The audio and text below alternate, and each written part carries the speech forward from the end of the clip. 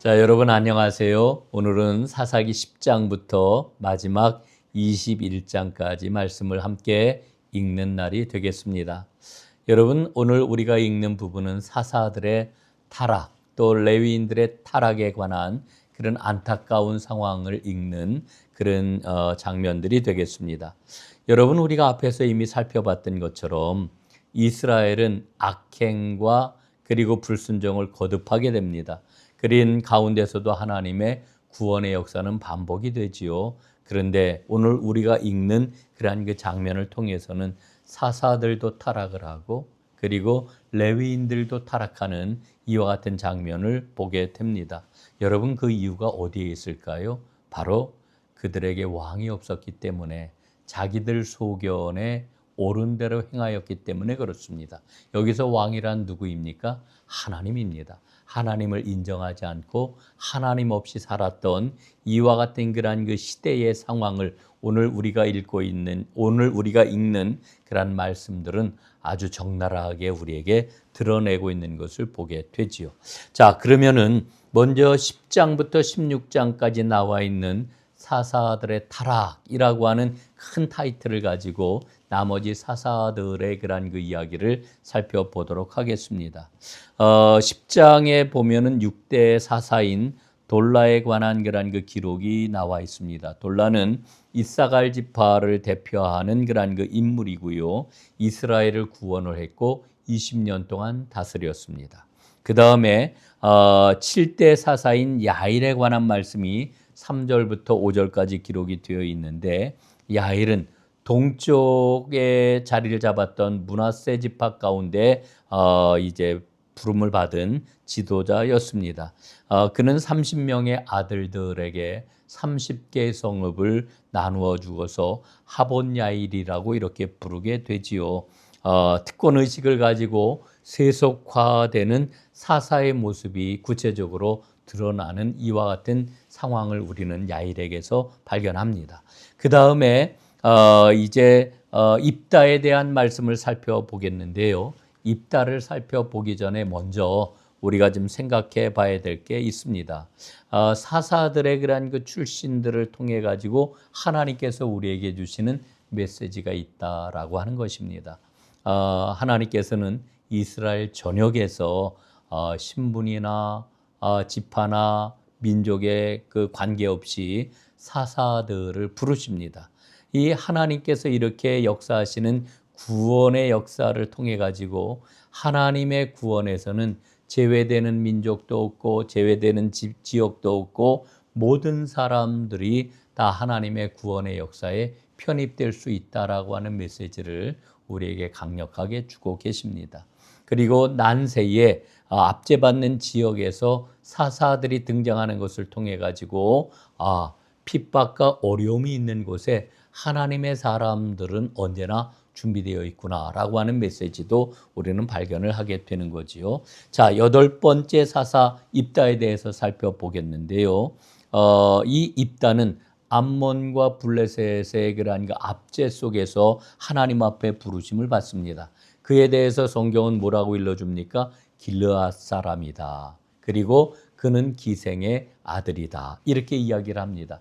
그러니까 입다라고 하는 사람은 정말 보잘것없는 혹은 사람들에게 손가락질을 받을 수밖에 없는 그런 출신이었는데도 불구하고 하나님이 입다를 사용하고 계시는 것을 발견을 합니다. 이게 사실 입다 앞에 우리가 늘 붙이는 그러한 그 관용화가 있잖아요.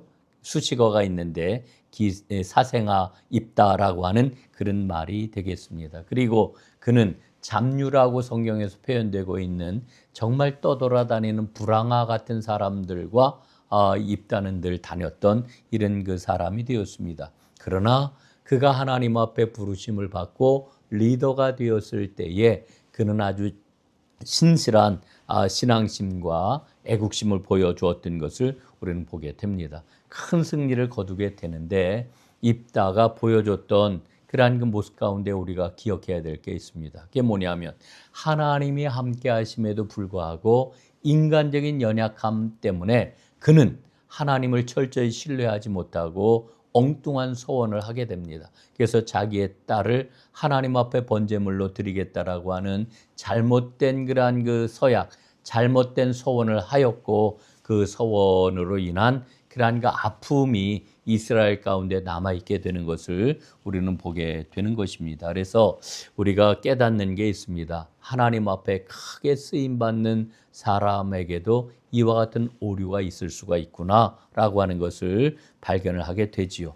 자, 이제 12장으로 다 넘어가게 되면은 입다의 큰 승리 앞에 에브라임 지파가 시비를 거는 그와 같은 장면을 보게 됩니다. 에브라임이 자기 지파를 부르지 않았다고 입다에게 시비를 겁니다. 이와 같은 모습을 통해서 우리가 에브라임에게 대해서 깨닫는 게 있습니다. 그게 뭐냐 하면은 에브라임 지파는 요셉의 그러한 그 아들 아니겠습니까? 큰 축복을 받은 그러한 그 지파였는데 이것이 세월이 흐르면서 자기들의 그러한 그 큰 그러한 그 모습을 가지고 오히려 교만이 그 지파 속에 가득 들어와 있는 이런 모습을 우리는 보게 되는 거죠. 그래서 에브라임이 입다에게 시비를 걸었던 그러한 가장 큰 이유가 어디에 있느냐? 특권의식을 가진 에브라임의 교만 때문이었다라고 하는 것입니다. 두 번째로는 입다의 전리품에 무임승차하려고 하는 탐욕이 그들에게 있었구나라고 하는 것을 발견합니다. 그리고 이 입다는 동쪽 지파 출신 아니었습니까? 이 동편 지파들을 비주류라고 모욕을 주는 이와 같은 의식이 가득했던 것을 우리는 발견을 하게 되는 거죠. 자, 그런데 우리가 그 이후에 전개되는 과정을 보게 되면은 입다는 불같은 사람이었던 것을 보게 됩니다. 앞에서 큰 사사로 우리가 살펴보았던 이 기드온이 굉장히 소심한 사람이었다라고 하면은 입다는 불같은 사람이었습니다. 그래서 그는 이제 이 에브라임 지파에 대해서 그냥 넘어가지를 않습니다. 요단강 나루터에서 이제 이 에브라임 지파 사람들을 정리를 하게 되는데 쉿볼렛이라고 하는 발음을 하지 못하는 사람들, 이를테면 십볼렛 이렇게 발음하는 이와 같은 사람들을 42,000명 이 에브라임 지파들이에요. 모두 다 처단을 하는 이런 그 비극적인 상황이 일어나게 됩니다. 이 모든 과정을 통해서 요셉이 고난 가운데서 큰 축복을 받았지만 그의 후손인 에브라임은 권리만 주장하는 잘못된 특권의식에 빠져가지고 계속해서 이스라엘 가운데 문제를 일으켰다라고 하는 것을 우리는 발견합니다. 그래서 우리는 다시 한번 돌아보게 되는 거지요. 축복의 원리가 있구나. 축복의 원리는 시소의 원리라고도 표현할 수 있습니다. 이게 무슨 얘기냐? 늘 낮은 마음으로 겸손할 때에 하나님의 복이 임하게 된다. 떠나지 않는다라고 하는 것입니다. 자, 그 다음 이제 12장 계속해서 보면은 9대 사사인 입산에 대해서 또 10대 사사인 엘론에 대해서 11대 사사인 압돈에 대해서 짤막짤막하게 기록이 되어 있는 것을 보게 됩니다. 자, 우리는 이 세 명의 그러한 그 사사들을 통해 가지고 발견하는 게 있습니다. 구원의 역사가 없었습니다.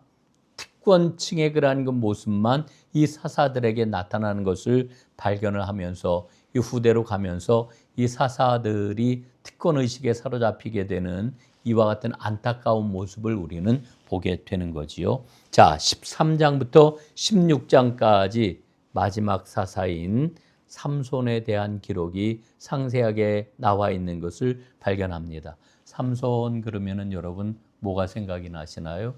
엄청나게 강한 능력을 가졌던 위대한 그러한 그 삼손이라고 하는 생각을 갖지요.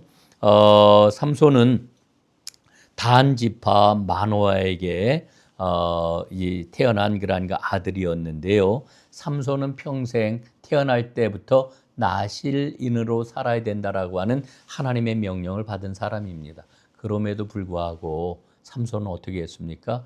나실인으로 살지를 못했습니다. 술도 마시고 시체도 만지고 뭐 이런 그 모습들을 우리는 보게 되죠.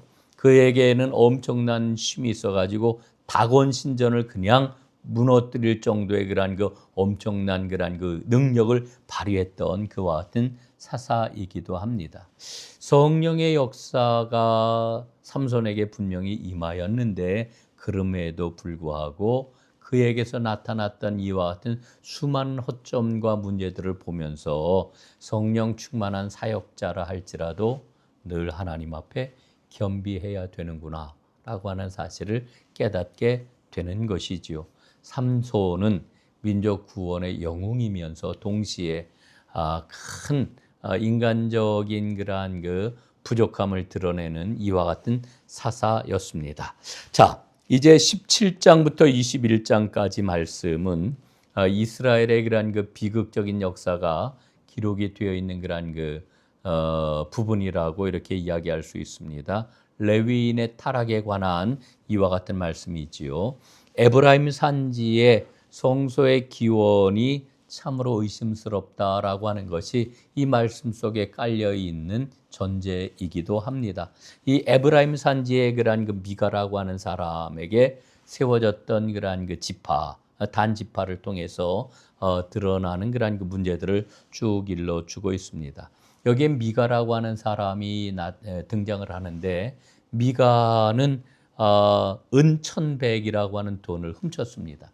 이 은천백이라고 하는 이 돈이 어느 정도의 그런 돈이냐 하면은 노동자가 10년 동안 받는 그런 그 품삯이라고 이야기할 수가 있습니다. 엄청나게 큰 돈이지요. 그런데도 그 모친이 아들을 축복하고 신상을 만들고 단을 세우면서 이 에브라임 산지의 그러한 그 성소가 시작이 되었다라고 하는 그런 이야기가 되겠습니다. 여기에서 우리가 보게 되는 게 무엇입니까? 물질주의, 기복주의, 혼합 종교의 잘못된 그러한 그 신앙의 행태가 고스란히 여기에 다 드러난다라고 하는 거죠. 그리고 17장으로 넘어가게 되면은 레위인 가운데 표류한 한 사람이 결국은 자기의 성소를 찾기 위해 다니다가 이 미가의 그러한 그 집에 들어와서 제사장 역할을 하는 이와 같은 모습은 정말 엄청나게 충격적인 그러한 그 이야기입니다.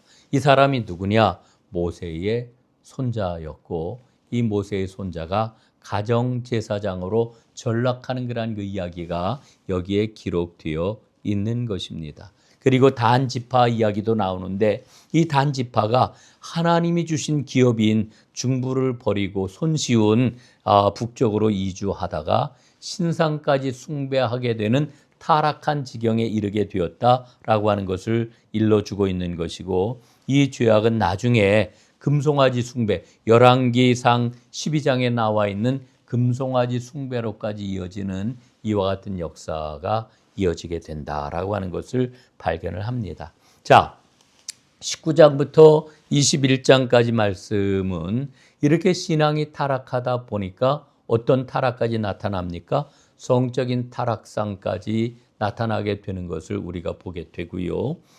이 레위인이 첩을 들이다가 그 첩이 도망가서 그 첩을 다시 찾아오는 그러한 그 상황 속에서 기브아에서 일어났던 끔찍한 그러한 그 참상을 우리에게 보여주고 있고 이 기브아에서 일어난 끔찍한 참상 때문에 이스라엘 전쟁이 내전이죠. 형제들끼리 싸우는 큰 전쟁이 일어나게 되고 베냐민 지파가 절멸될 그러한 그 상황에까지 이르게 되는 이런 그 상황을 우리에게 보여주고 있습니다.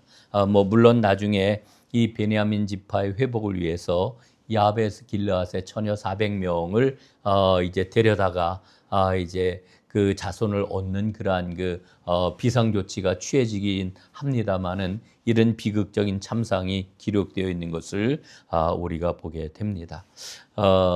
그리고 맨 마지막 21장 25절 말씀이 그때에는 왕이 없었기 때문에 사람들이 자기 소견에 옳은 대로 행하였더라 하는 그러한 그 말씀으로 사사기 말씀이 이제 마무리가 되는 것을 보게 됩니다.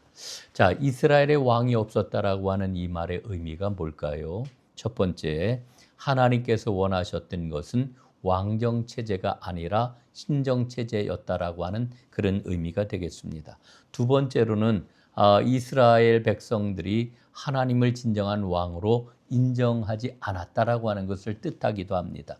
세 번째, 말씀대로 살지 않고 자기 마음대로 살았다라고 하는 것을 의미합니다. 그리고 네 번째는 그리하여 극단적인 혼란의 시기였다라고 하는 것을 보여주는 그런 말씀이 되겠습니다. 그래서 왕이신 하나님이 없었기 때문에 모든 질서가 막 흔들렸던 시기가 바로 사사 시기였다, 이렇게 이야기할 수가 있겠습니다. 자, 총정리하겠습니다. 첫 번째, 범죄하는 백성을 치고 싸매어 주시는 하나님을 우리는 여기서 발견합니다. 두 번째로, 하나님은 불순종하는 자에게는 징벌을 주시지만 간구하는 자에게는 구원을 주시는 사랑과 공의의 하나님이시다라고 하는 것을 발견합니다. 세 번째, 하나님은 백성에게 유일하시고 참된 왕이시다라고 하는 메시지를 발견하게 됩니다. 자, 오늘도 수고 많으셨습니다. 오늘도 승리하시기를 바랍니다. 감사합니다.